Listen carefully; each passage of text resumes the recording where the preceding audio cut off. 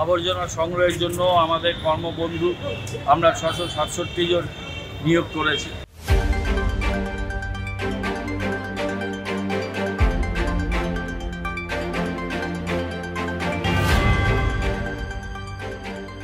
শিলিগুড়ি শহরকে জঞ্জালমুক্ত ও পরিষ্কার পরিচ্ছন্ন রাখতে বদ্ধপরিকর শিলিগুড়ি পুর নিগম। ইতিমধ্যেই একাধিক উদ্যোগ গ্রহণ করেছে শিলিগুড়ি পুর নিগম। জঞ্জাল অপসারণ ও শহরকে পরিষ্কার রাখতে জঞ্জাল বিভাগের দপ্তরকে আধুনিক যন্ত্রপাতি দিয়ে সুসজ্জিত করে চলেছেন শিলিগুড়ির মেয়র গৌতম দেব। তবে এই প্রক্রিয়াটি আরও ভালোভাবে সম্পন্ন করতে 19 টনের আরও 2টি টিপার ডাম্পারের সূচনা করল শিলিগুড়ি পুর নিগম। বুধবার মেয়র গৌতম দেব, ডেপুটি মেয়র রঞ্জন সরকার, জঞ্জাল বিভাগের মেয়র পরিষদ মানিক দে সবুজ পতাকা উড়িয়ে এর সূচনা করেন। মেয়র গৌতম দেব জানান, শহরকে কোনোভাবেই অপরিষ্কার রাখা যাবে না। ইতিমধ্যেই শহরের পরিষ্কার পরিচ্ছন্নতা নিয়ে সার্থকতা পেয়েছে শিলিগুড়ি পুর নিগম। তবে এখনও বেশ কিছু জায়গায় কিছু জঞ্জাল নিয়ে সমস্যা রয়েছে। সেই অঞ্চলগুলিকে সম্পূর্ণভাবে জঞ্জাল মুক্ত করে জঞ্জাল শূন্য শহর গড়ে তোলার লক্ষ্যেই তারা এগিয়ে চলেছে।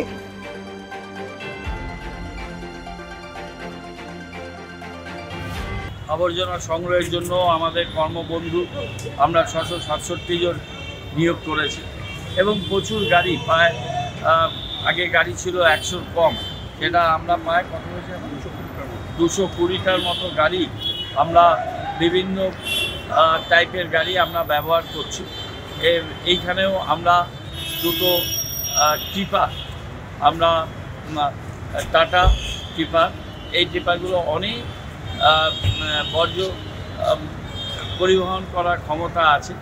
এই দুটো টিপারের মূল্য 88,90,000 টাকা দিয়ে আমরা এই অটোমেটেড টিপার, এটা জেসিবি থেকে মাল এখানে বর্জ্য এখানে সংগ্রহীত হবে এবং এটা জায়গা মতো গিয়ে অটোমেটিক এটা টিপারটা এই মালটাকে আনলোড করবে।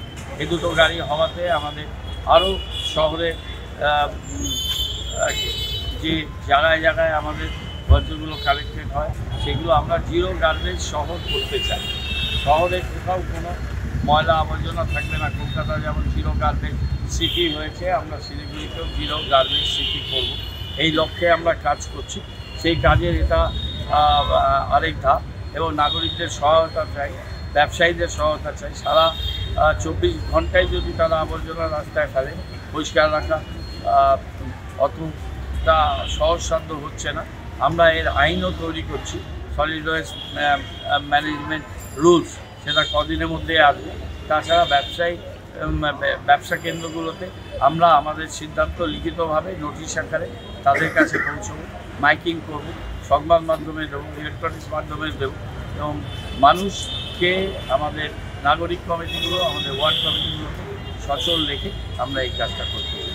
আজকের এই দুটো গাড়ি আমরা এখন উদ্বোধন করে দিচ্ছি।